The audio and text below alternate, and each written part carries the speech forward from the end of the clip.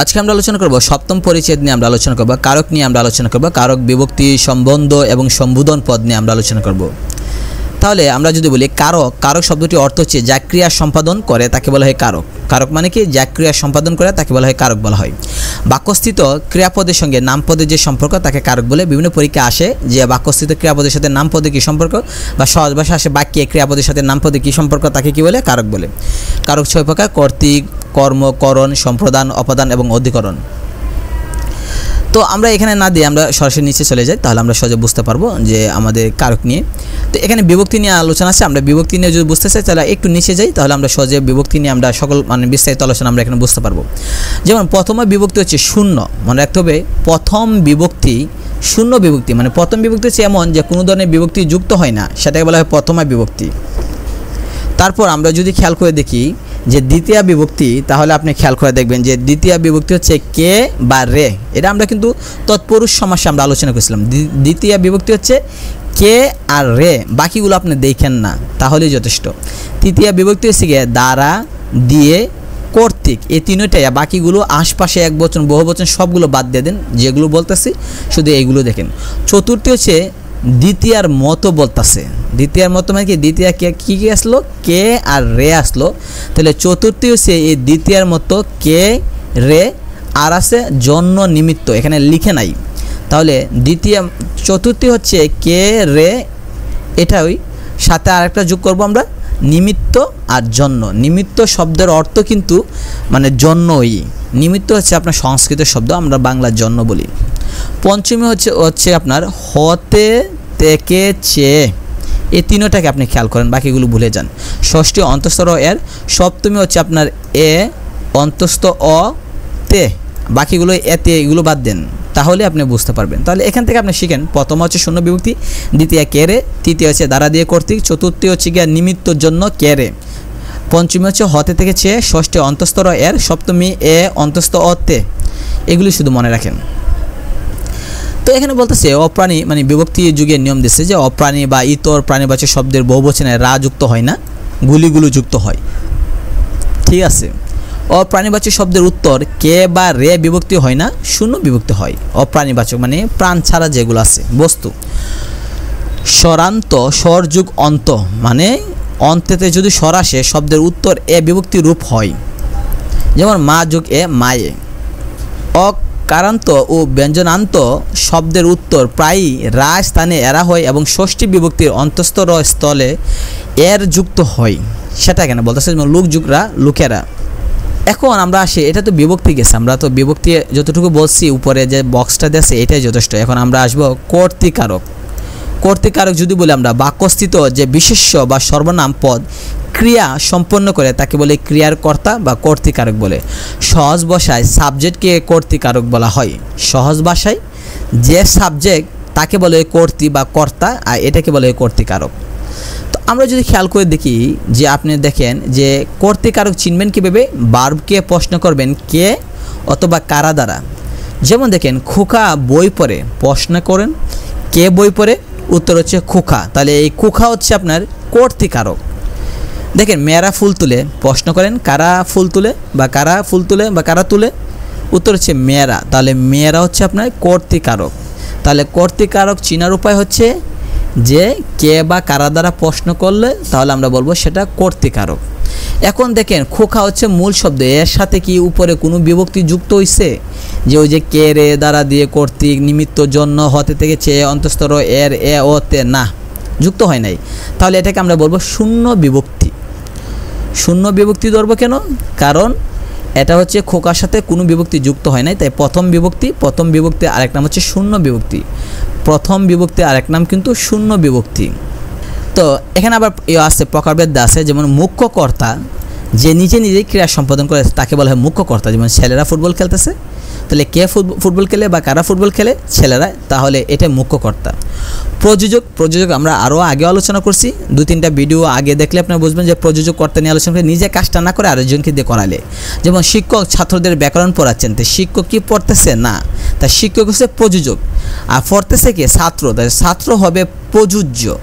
আর তার ভার্ব যারা পড়াচ্ছেন এই পড়াচ্ছনটাকে বলা হবে আমরা যে প্রযোজক ক্রিয়া বলা হয়, যেটা আমরা একটু মানে 2 ভিডিও বা 1 ভিডিও আগে আমরা আলোচনা করেছি, 2-3 ভিডিওর ভিতরে আমরা আলোচনা করেছি যে পূর্বের। তো প্রযোজক মানে কি নিজে কাজটা না করে অন্য একজনকে করাইলে, যেমন শিক্ষক নিজে না কাজ করে না পড়া আমাদেরকে পড়াচ্ছেন তাহলে হচ্ছে প্রযোজক, আর ছাত্র যেহেতু পড়তেছে কাজটা করতেছে সে হচ্ছে প্রযোজ্য। এটা কেন বলতেছে বেতিহার মানে হচ্ছে যে মানে যদি সবাই এক কাজ করে সেটা হচ্ছে বেতিহার। এটাও আমরা সমাস অধ্যায়ে পড়েছি, যেমন বাঘে মহিষে এক গাঁঠে জল খায়, বাঘও জল খাইতেছে মহিষও জল খাইতেছে, অর্থাৎ দুজনে মিলে এক কাজই করতেছে। রাজা লড়াই, এই রাজাও লড়াই করতেছে ওই রাজাও লড়ছে, দুজনে কিন্তু একই কাজ করতেছে। তো আবার এখানে দেখেন বাক্যের বাচ্য মানে বয়স অনুসারে, বয়স যারা ইংরেজিতে আমরা বয়স বলি, বাচ্য বা প্রকাশভঙ্গি অনুসারে কর্তা বা 3 ধরনের, কর্মবাচ্য কর্তা যেটা, ভাববাচ্য আর কর্মকর্তৃবাচ্য কর্তা। তো এটা আমরা বাচ্য অধ্যায়ে আমরা আলোচনা করবো, এখানে বিশ্লেষণ না করাই ভালো। কর্মবাচ্য মানে কি কর্মপদের প্রাধান্য বেশি পাইবে কর্মবাচ্যের মধ্যে, ভাববাচ্যের মধ্যে ক্রিয়ার প্রাধান্য পাবে বেশি, আর কর্মকর্তৃবাচ্যের মধ্যে বাক্যে কর্মপদই হবে কর্তৃস্থানীয়, অর্থাৎ কর্মকর্তৃবাচ্যে মানে কর্মটা যারা এটা সাবজেক্ট হিসেবে কাজ করবে, ভাবের মধ্যে ক্রিয়া থাকবে আর কর্মবাচ্যের মধ্যে কর্মের প্রাধান্য পাবে সেটা। তো এখানে কিছু বিভক্তি আছে দেখেন, যেমন হামিদ বই পড়ে, প্রশ্ন হলো কে বই পড়ে, উত্তর হলো হামিদ। তাহলে এই হামিদ শব্দটা কি কর্তৃকারক। এখন হামিদের সাথে কোনো কিন্তু বিভক্তি যুক্ত হয় নাই, তাই এটা হচ্ছে প্রথমা শূন্য বিভক্তি বা অবিভক্তি বলে কি নাম। বশিরকে যেতে হবে, এখানে প্রশ্ন করেন কে যেতে হবে, উত্তর হচ্ছে বশির। তাহলে এটা হচ্ছে কি আপনার কর্তৃকারক। এখন বশিরের মূল শব্দ হচ্ছে বশির, এর সাথে কে যুক্ত হয়েছে, তাহলে কে আজান আমরা কোথায় পেয়েছি, দ্বিতীয় বিভক্তির মধ্যে আমরা পেয়েছি কে রে, তাহলে এটা দ্বিতীয় বিভক্তি। একইভাবে কর্তৃক দেখবেন, এইভাবে দেখবেন। আরেকটা জিনিস মনে রাখবেন, এইখানে যে আমার যাওয়া হয়নি, এখানে আমার শব্দটা মূল শব্দ কি জানেন, আমি। আমির সাথে যদি এর যুক্ত করি তাহলে হবে আমার। তাহলে আমরা জানি অন্তস্তর বা এর হলে ষষ্ঠী হয়, তাহলে আমির সাথে যদি এর যুক্ত করি তাহলে সেটা আমার হয়, মনে রাখতে হবে। তাই আমারের মধ্যে কিন্তু ষষ্ঠী আছে। অনেকে আবার ভাবতে পারে যে আমারকে তো ভাঙা যায় না, তাই এটার মধ্যে কোনো বিভক্তি যুক্ত হয় না, কিন্তু আসলে ভুল। মূল শব্দ আমার নয়, মূল শব্দ হচ্ছে আমি। আমি থেকে আমাকে, আমি থেকে আমাকের মধ্যে কে যুক্ত হয়েছে। তো সপ্তমী বিভক্তি যদি আমরা বলি তাহলে দেখেন গায়ে মানে না, তাহলে গায়ে শব্দের সাথে এ যুক্ত হয়েছে। ঘোড়ার সাথে অন্তস্থ অ যুক্ত হয়েছে, তাহলে আমরা জানি সপ্তমী কোনগুলো, এ অন্তস্থ অ তে, এই তিনটার মধ্যে একটা থাকলে সেটা সপ্তমী। এবার আসেন কর্ম নিয়ে আমরা আলোচনা করেছি। এখানে খেয়াল করেন কোনো একটা ভিডিওতে আলোচনা করেছি, এই সিরিজে আপনারা দেখতে পারবেন যে যাকে আশ্রয় করে কর্তা ক্রিয়া সম্পন্ন করে তাকে বলে কর্মকারক। পরীক্ষা আসে যাকে আশ্রয় করে ক্রিয়া সম্পন্ন তাকে কি বলে কর্মকারক। কর্ম কিন্তু 2, মুখ্য এবং গৌণ। মুখ্য মনে রাখতে হবে বস্তু যেটা, এটাকে বলা হয় মুখ্য, আর ব্যক্তি হলে সেটা হবে গৌণ। যেমন কলম, এটা হচ্ছে বস্তু, তাহলে এটা হবে মুখ্য, আর আমি তুমি সে এটা হচ্ছে কি বস্তু, তাই এটা হবে গৌণ। যেমন বাবা আমাকে একটি কলম কিনে দিয়েছেন, এখানে আমাকে এটা হচ্ছে গৌণ, আর কলম বস্তু, তাই মুখ্য হবে। তো আমরা কীভাবে চিনব কর্মকারক, প্রশ্ন করবেন কি অথবা কাকে দ্বারা, কি দ্বারা প্রশ্ন করবেন অথবা কাকে দ্বারা প্রশ্ন করবেন, দুইটা থেকে যে কোনো একটা প্রশ্ন করলে হবে কি অথবা কাকে দ্বারা। যেমন নাসিমা ফুল তুলছে, প্রশ্ন করেন কি তুলছে, উত্তর হচ্ছে ফুল, তাহলে সেটা হচ্ছে কর্মকারক। আর ফুলের সাথে কিন্তু কোনো বিভক্তি যুক্ত নয়, ফুল হচ্ছে মূল শব্দ, তাই এটা শূন্য বিভক্তি। এখন আপনি যদি বলেন কে ফুল তুলছে, উত্তর হবে নাসিমা, তাহলে নাসিমা হচ্ছে কিন্তু কর্মকারক হবে না, কর্মকারক হবে না, কি হবে তাহলে এটা হবে কর্তাকারক হবে। মনে রাখতে হবে যে কি বা কাকে দ্বারা প্রশ্ন করলে উত্তর পাওয়া গেলে যে উত্তরটা পাবো সেটা হচ্ছে কর্ম, আর কে বা কাকে দ্বারা প্রশ্ন করলে যদি উত্তর পাওয়া যায়, কে বা কারা দ্বারা প্রশ্ন করলে, তাহলে সেটা হচ্ছে কি আপনার কর্তাকারক। আমি আবার বলতেছি যে কর্মকারকটা চিনতে হলে আপনাকে ভার্বকে প্রশ্ন করবেন কি অথবা কাকে দ্বারা। যদি বস্তু হয় তাহলে আমরা কি দ্বারা প্রশ্ন করব, আর ব্যক্তি হলে কাকে দ্বারা প্রশ্ন করব। আর কে বা কারা দ্বারা যদি আমরা প্রশ্ন করি, একটু আগে আমরা বলছি যে কে বা কারা দ্বারা যদি আমরা প্রশ্ন করি তাহলে আমরা কি পাবো, কর্তা পাবো, যেটা কর্তৃকারক। যেমন খোকা বই পড়ে, কে বই পড়ে, খোকা, তাহলে খোকা হচ্ছে কি কর্তৃকারক। আর এখানে আমরা কিন্তু কে বা কারা দ্বারা প্রশ্ন করব না, প্রশ্ন করব কি বা কাকে দ্বারা, উত্তর পাইলে সেটা হবে কর্ম। এখন প্রশ্ন হলে আপনি কীভাবে বুঝবেন যে কী দিয়ে প্রশ্ন করবেন? খেয়াল করে দেখবেন এই যে ফুলের কাছে দেখেন বোল্ড করে মোটা করে লেখা আছে, ছেলেটিকে দেখেন মোটা করে দেওয়া আছে, ঘুমটা মোটা করে দেওয়া আছে। পরীক্ষা হলে দেখবেন যে কোনো একটা শব্দ মোটা করে দেওয়া থাকবে, বোল্ড অক্ষরে দেওয়া থাকবে, আর না হলে নিচে টান দেওয়া থাকবে। ওই টান দেওয়া শব্দটা বা মোটা করা শব্দটাকে বলতে হবে যে এটা কোন ধরনের কারকে পড়ছে। তো যেহেতু ছেলেটির নিচে টান দেওয়া আছে, মোটা করে দেওয়া আছে, মানে আমরা ছেলেটিকে আমরা নির্ণয় করতাম এটা কোন কারক। ছেলেটিকে বিছানায় শোয়াও, তাহলে প্রশ্ন করো কাকে বিছানায় শোয়াও, উত্তর হচ্ছে ছেলেটিকে। তাহলে এই ছেলেটি হবে কর্মকারক, আর সাথে কে যুক্ত হয়েছে এটাও দেখতে হবে। সকর্মক আমরা জানি যে কর্ম থাকলে সকর্মক, প্রযোজক ক্রিয়া একটা নিজে কাজটা না করে আর একটা কাজ করলে, যেমন ছেলেটিকে বিছানায় শোয়াও, এখানে কি আমরা ছেলে কি নিজে নিজে বিছানায় শোয়াইতেছে? না, শুইতেছে না, একজনে শোয়াইতেছে, তাই প্রযোজক ক্রিয়া। সমধাতুস আমরা আলোচনা করেছিলাম, বার্বের মধ্যে আমরা আলোচনা করেছি, কোনো একটা অধ্যায় আছে, ভিডিও আছে, দেখেন বার্ব, এটার মধ্যে আমরা আলোচনা করেছি। সমধাতুস মানে হচ্ছে একই শব্দ থেকে যদি অবজেক্ট এবং সাবজেক্ট তৈরি হয়, না একই মানে শব্দ থেকে যদি অবজেক্ট এবং ভার্ব যেটা যদি তৈরি হয় তাহলে হচ্ছে সমধাতুস, সাবজেক্ট না। আমরা কি বলতেছি? সমধাতুস কর্ম কাকে বলে? যদি একই শব্দ থেকে, মানে একটা শব্দ থেকে যদি আমাদের অবজেক্ট এবং ভার্ব দুইটা যদি তৈরি হয়। যেমন খেয়াল করে দেখেন, খুব এক ঘুমিয়েছি, এখানে ঘুম একটা আর ঘুমিয়েছি একটা, দুইটা কিন্তু একই শব্দ, তাহলে বোঝা যাচ্ছে যে দুইটা একই শব্দ থেকে তৈরি হয়েছে। এখানে ঘুমটা মোটা করে বোল্ড করে দেওয়া আছে, এই ঘুম হচ্ছে কর্ম, আর ঘুমিয়েছি এটা হচ্ছে ভার্ব। তাহলে অবজেক্ট এবং ভার্ব যদি একই শব্দ থেকে আসে বা একই শব্দ হয় সেটা সমধাতুস বলা হয়। কোনো আমরা জানি দুইটা কর্ম থাকতে পারে, দুইটা কর্ম থাকলে সেটাকে দ্বিকর্মক বলা হবে। এখানে এটাই বলতেছে। আবার আরও কিছু আছে, যেমন দ্বিকর্মক ক্রিয়া দুটি পরস্পর অপেক্ষিত কর্মপদ থাকলে প্রধান কর্মপদটিকে বলা হয় উদ্দেশ্য কর্ম, আর অপেক্ষিতকে বলা হয় বিধেয় বলা হয়।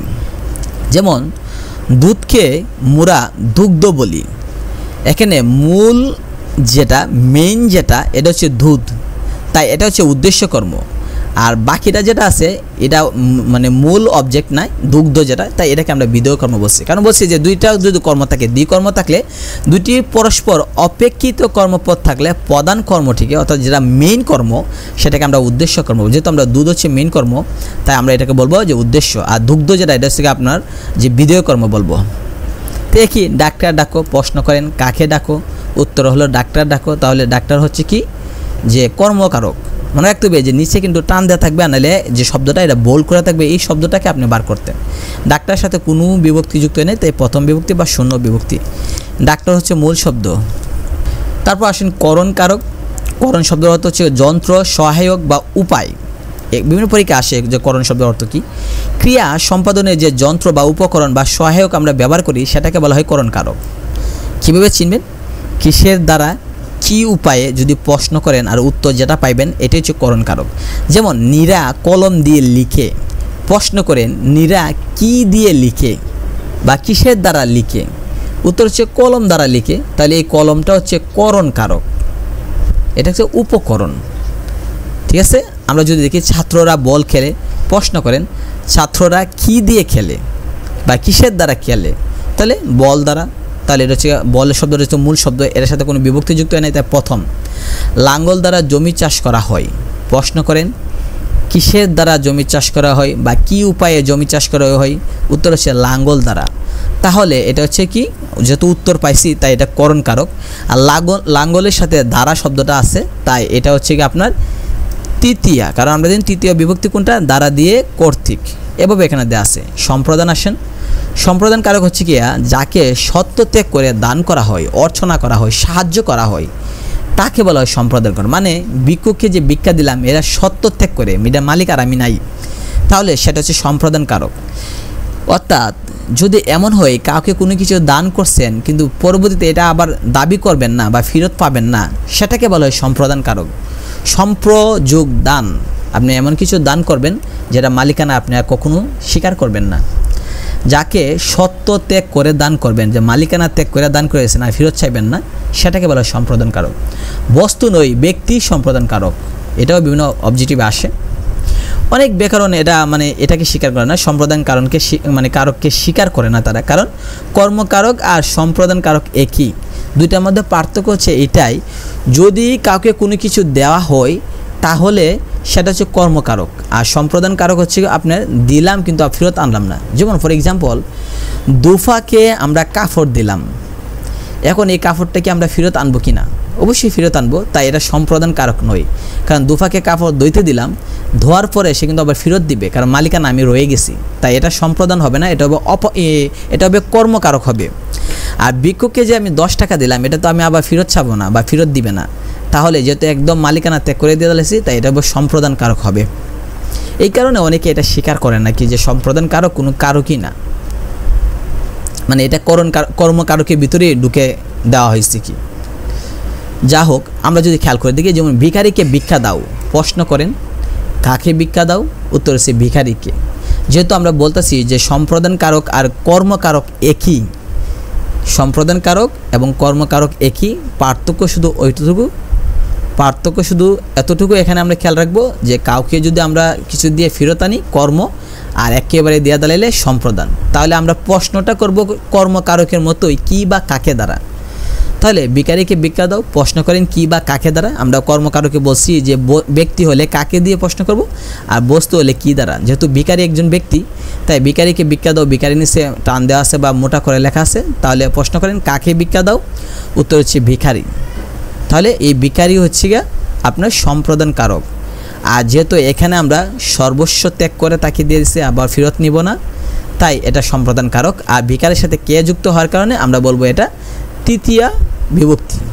তৃতীয়া কিন্তু আমরা জানি যে দ্বিতীয় বিভক্তির মতোই কে রে জন্য নিমিত্ত। এখানে দেওয়া আছে দেখেন, দুফাকে কাপড় দেও, যেটা এটা হবে না। সৎ পাত্রে কন্যা দান করো, এটা হবে। সমিতিতে চাঁদা দাও, সমিতিতে চাঁদা দিলে তো আমরা আবার চাঁদাটা ফেরত আনি নাই, একেবারে সর্বস্ব ত্যাগ করে দিয়ে দেয়। এটাই কি অন্ধজনের দেহ আলো, অন্ধজনকে আলো দিতেন, এটা আমরা সর্বস্ব ত্যাগ করে বলতেছি যে আলো দেওয়ার জন্য, এটা আমরা বলতেছি না, এটা মানে ঈশ্বরকে বলা হয় কি। আরেকটা আছে যেটা খুবই ইম্পর্টেন্ট, যেটা হচ্ছে নিমিত্তার্থে কে বিভক্তি যুক্ত হলে সেখানে চতুর্থী বিভক্তি হয়। যেমন দেখেন, বেলা যে পরে এলো জলকে চল, এই বাক্যটা যেটা বিভিন্ন পরীক্ষা আসে, এটা নিমিত্তার্থে কে বিভক্তি যুক্ত হলে চতুর্থী বিভক্তি। এখানে দেখেন জলকে দেখেন যুক্ত হয়েছে কে বিভক্তি। এবার আসেন অপাদান কারক, যা থেকে কিছু বিচ্যুত, গৃহীত, জাত, বিরত, আরম্ভ, দূরীভূত, রক্ষিত এবং যা থেকে যা দেখে কেউ ভীত হয় তাকে অপাদান কারক বলে। বিচ্যুত মানে কি, মনে হয় গাছ থেকে আম পড়ে গেছে, ছিঁড়ে পড়ছে, এটা বলে বিচ্যুত। গৃহীত, কোথাও থেকে আপনি এটা সংগ্রহ করে আনছেন, মনে করেন লাইব্রেরি থেকে গৃহীত হয়েছে। বা জাত, কোনো এক ধরনের জাত, বিরত থাকছেন, কোনো কিছু আরম্ভ করছেন, দূরীভূত দূর করছেন, রক্ষিত মানে সংরক্ষণ করছেন, বা কোনো কিছু দেখে বই পাইতেছেন, সেটা হচ্ছে অপাদান কারক। যেমন দেখেন, গাছ থেকে পাতা পড়ে, তাহলে এটা হচ্ছে বিচ্যুত। মেঘ থেকে বৃষ্টি হয়, বিচ্যুত। তাহলে অপাদান কারক চিনবেন কীভাবে? প্রশ্ন করবেন কোথায় থেকে কোথায় হতে, যদি উত্তর পান তাহলে হবে অপাদান কারক। অপাদান কারকে প্রশ্ন করতে হবে কোথায় হতে কোথায় থেকে। তাহলে দেখেন, গাছ থেকে পাতা পড়ে, প্রশ্ন করেন কোথায় থেকে পাতা পড়ে, উত্তর হচ্ছে গাছ থেকে, তাহলে আমরা পেয়ে গেলাম যে গাছ থেকে যেহেতু বলছি তাহলে এটা অপাদান। আর দেখেন গাছের সাথে থেকে আসে, আমরা যেন হতে থেকে চেয়ে হইলে পঞ্চমী বলা হয়। গৃহীত, শুক্তি থেকে মুক্তি মেলে, দুধ থেকে দই হয়, এটা হচ্ছে গৃহীত। একই প্রশ্ন। জাত, জমি থেকে ফসল পাই, খেজুর রসে গুড় হয়, এগুলো হচ্ছে জাত অর্থে। তো পরীক্ষা আসতে পারে যে জমি থেকে ফসল হয়, এটা কোন অর্থে, আপনাকে বলতে হবে এটা জাত অর্থে। অথবা প্রশ্ন আসতে পারে জমি থেকে আন্ডারলাইন করে দেওয়া থাকবে বা মোটা করে দেওয়া থাকবে, বোল্ড করে বলবে যে এটা কোন কারক। তো জমি থেকে ফসল পাই, প্রশ্ন করেন কোথায় থেকে ফসল পাই, উত্তর হচ্ছে জমি থেকে, তাই এটা হচ্ছে অপাদান। আর সাথে থেকে আসে যেহেতু, আমরা জানি এটা পঞ্চমী মানে পঞ্চমী বিভক্তি। এটা পাপে বিরত হও, এটা কিন্তু বিরততে। দেশ থেকে পঙ্গপাল চলে গেছে, এটা দূরীভূত, দূর করা হয়েছে। বিপদ থেকে বাঁচাও, রক্ষিত। সোমবার থেকে পরীক্ষা শুরু, এটা আরম্ভ। বাক্যে বই পানাকে, এটা হচ্ছে কি ভীত। তো আমরা এখানে এইগুলো দেখা আছে, আরও এখানে অনেকগুলো উদাহরণ দেওয়া আছে, এগুলো আপনি দেখতে পারেন। অধিকরণ কারক এখানে কিন্তু এটাই দেওয়া আছে, ঠিক আছে, সবগুলো এখানে নিয়ে আলোচনা করা হয়েছে। তো অধিকরণ কারক কি? ক্রিয়া সম্পাদনের ফলে, এখানে যেগুলো দেওয়া আছে উপরে যেগুলো আলোচনা করছি, এইভাবে এগুলোকে প্রশ্ন করলে এটাই উত্তর পাওয়া যাবে। যেমন টাকায় টাকা হয়, কোথায় থেকে টাকা হয়, টাকায় থেকে টাকা হয়, এভাবে। অধিকরণ কারক আপনি খেয়াল করেন, ক্রিয়া সম্পাদনের কাল মানে সময়, আদারকে অধিকরণ কারক বলা হয়। এখানে আমরা যদি খেয়াল করে দেখি, অধিকরণ কারকের ক্ষেত্রে আমরা প্রশ্ন করব কোথায়, কখন, কিসে। আমরা কিন্তু অপদানে প্রশ্ন করছি কোথায়, হতে, কোথায়, থেকে। এখানে হতে থেকে বলবো না, অধিকরণ শুধু বলবো শুধু কোথায়, কখন আর কিসে দিয়ে প্রশ্ন করব। তো এটা আবার 3 ভাগে বিভক্তি করছে, আমরা একটু আলোচনা করতেছি। আপনি খেয়াল করেন, আমরা রোজ স্কুলে যাই, স্কুলের নিচে টান দেওয়া আছে। আপনি প্রশ্ন করেন আমরা রোজ কোথায় যাই, উত্তর হচ্ছে স্কুল। তাহলে এই স্কুল হচ্ছে অধিকরণ। এ বাড়িতে কেউ নেই, প্রশ্ন করেন কোথায় কেউ নেই, এ বাড়িতে, অধিকরণ। প্রভাতে সূর্য উঠে, প্রশ্ন করেন কখন সূর্য উঠে, উত্তর হচ্ছে প্রভাতে। তাহলে প্রভাত শব্দটা হচ্ছে অধিকরণ। ঠিক আছে। এখন অধিকরণ কারক কিন্তু বলছি যে প্রশ্ন করবেন কোথায়, কখন, কিসে, এই 3টা দিয়ে প্রশ্ন করবেন।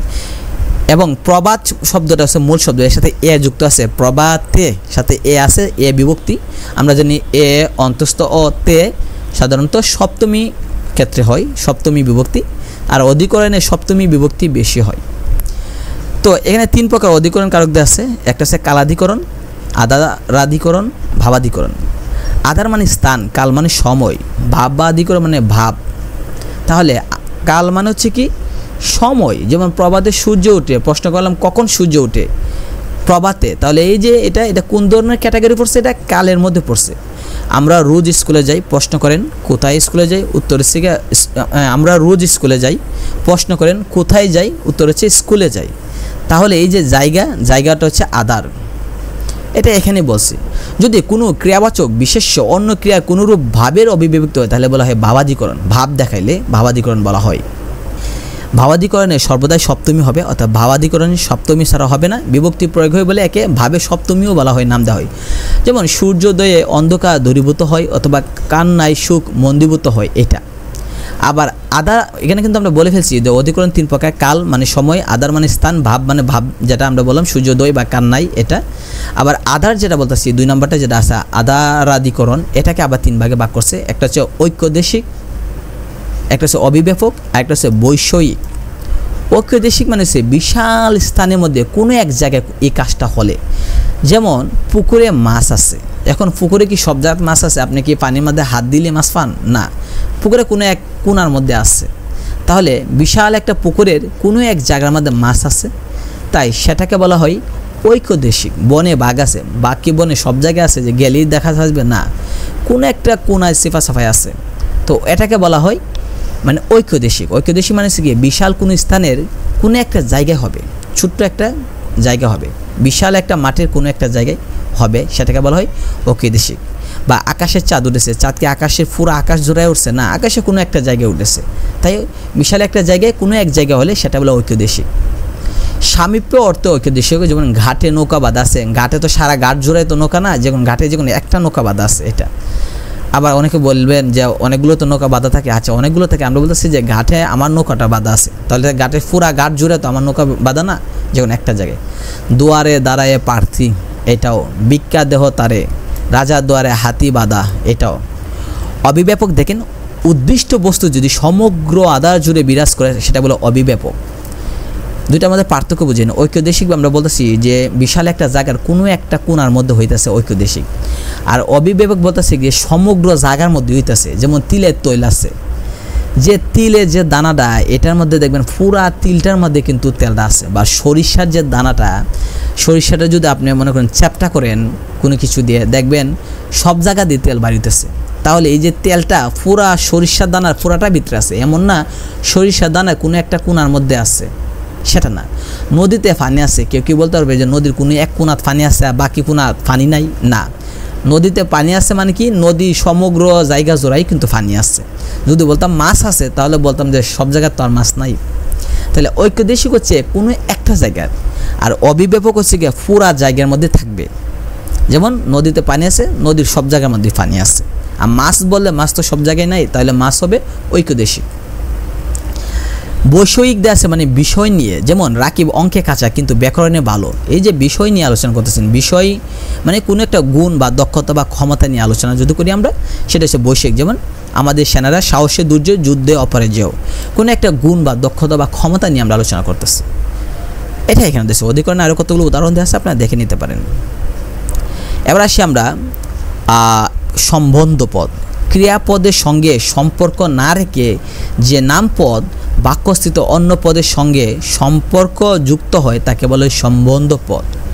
প্রশ্নটা বুঝেন, ক্রিয়াপদের সঙ্গে সম্পর্ক নাই, নামপদ বাক্যস্থিত অন্য পদের সঙ্গে সম্পর্ক করে। যেমন মতিনের ভাই বাড়ি যাবে। এখন খেয়াল করে দেখেন যে মতিনের ভাই বাড়ি যাবে, যে এখানে লেখছে, এখানে মতিনের সঙ্গে বাইয়ের সম্পর্ক আছে কিন্তু যাবে ক্রিয়ার কোনো সম্বন্ধ নেই।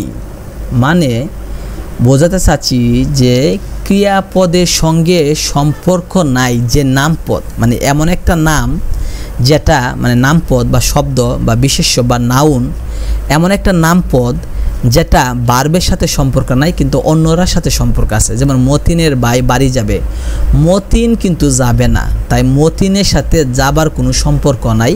মানে মতিন হচ্ছে একটা নামপদ, এটার সাথে ক্রিয়া বার্ব যে যাবে এটার সাথে সম্পর্ক নাই, কিন্তু মতিন কিন্তু বাইয়ের সাথে সম্পর্ক আছে। তাহলে বোঝা গেল যে এমন একটা শব্দ যে শব্দটা বার্বের সাথে কোনো কাজ নাই কিন্তু বাক্যের অন্য শব্দের সাথে কাজ আছে। যেমন বললাম মতিনের ভাই বাড়ি যাবে, এখানে মতিন হচ্ছে নামপদ যেটা বাড়ি যাবে সাথে কোনো কাজ না, কারণ মতিন তো আর বাড়ি যাবে না, তাহলে মতিনের সাথে বাড়ি যাওয়ার কাজ নাই, কিন্তু মতিনের সাথে বাইয়ের কাজ আছে, কারণ মতিনের বাই আর মতিনের মধ্যে সম্পর্ক আছে, বাই সম্পর্ক। তো এটাই বলতেছে যে ক্রিয়াপদের সঙ্গে যদি কোনো একটা নামপদ সম্পর্ক নাই কিন্তু অন্য পদের সাথে সম্পর্ক আছে। তো এখানে আমরা যদি খেয়াল বলি ক্রিয়ার সঙ্গে সম্বন্ধ পদের সম্বন্ধ নেই বলে সম্বন্ধ পদকে কারক বলা যায় না, তাই এই সম্বন্ধ পদকে তারা কারক বলে না ব্যাকরণ সেটাকে। এটা এখানে এটাই বলছে, সময়বাচক বোঝাইলে সেটা দিছে। তারপর যেমন সম্বন্ধ পদ, যেমন আমির সাথে অন্তঃস্থ যুক্ত হলে আমার হয়ে যায়, আমার বাই তোমার বাই, এরকম। সময় আজি যুগকার আজিকার সময়, এখানে সময় বোঝাচ্ছে। তো সম্বন্ধ পদ আরও অনেকগুলো দেওয়া আছে, আপনি দেখতে পারেন। রাজার রাজ্য প্রজার জমি অধিকরণ সম্বন্ধ দেওয়া আছে, কারণ রাজার রাজ্য প্রজার জমি অধিকরণ জায়গা, গাছের ফল পুকুরের মাছ জন্মজনক সম্বন্ধ অনেকগুলো দেওয়া আছে এখানে। তার দেওয়া আছে দেখেন যে ননির পুতুল, এখানে তুলনা করা হচ্ছে তাই উপমান উপমেয় বলতেছে। তো এখানে এটা আলোচনা করছে রাজার হুকুম। তো প্রশ্ন করেন মানে হুকুমটা যেহেতু রাজা এখানে সাবজেক্ট তাই করতে দেওয়া আছে। এখন আসেন সম্বোধন পদ, যেটা সম্বোধন মানে হচ্ছে কাউকে কোনো কিছু বলে ডাক দেওয়া। যেমন ওগো এদিকে আসো, এই যে ওগো ডাক দিলেন, এই ওগো শব্দটাকে বলে সম্বোধন পদ বলা হয়। সম্বোধন শব্দটি অর্থ হচ্ছে আহ্বান, যাকে সম্বোধন বা আহ্বান বা ডাক দেওয়া হয় তাকে বলা হয় সম্বোধন পদ। যেমন ওহে মাঝি আমাকে পার করো, এখানে ওহে মাঝি বলে যে ডাক দিলেন, এই ডাক দেওয়াটাকে বলা হয় সম্বোধন পদ। বা কাউকে ডাক দিলেন যে আইমান এখানে আসো, তাহলে এখানে যে আইমান বলে যে ডাক দিলেন এই ডাকটাকে বলা হয় সম্বোধন পদ। এখানে আরও দেখেন যে সম্বোধন পদ বাক্যের অংশ, মানে এটা একটা বাক্যেরই অংশ, কারণ একজনকে আপনি বললেন যে আইমান এদিকে আসো, এখানে এটা কিন্তু বাক্যেরই একটা অংশ, তাই এটাকে আমরা সম্বোধন পদ বাক্যের অংশ হিসেবে আমরা বলবো। কিন্তু বাক্যস্থিত ক্রিয়াপদের সঙ্গে কোনো সম্বন্ধ থাকে না বলে সম্বোধন পদ কারক নয়। এখানে সম্বোধন পদকে তারা কারক বলতেছে না, এটাকে আলাদা করে রাখা হয়েছে।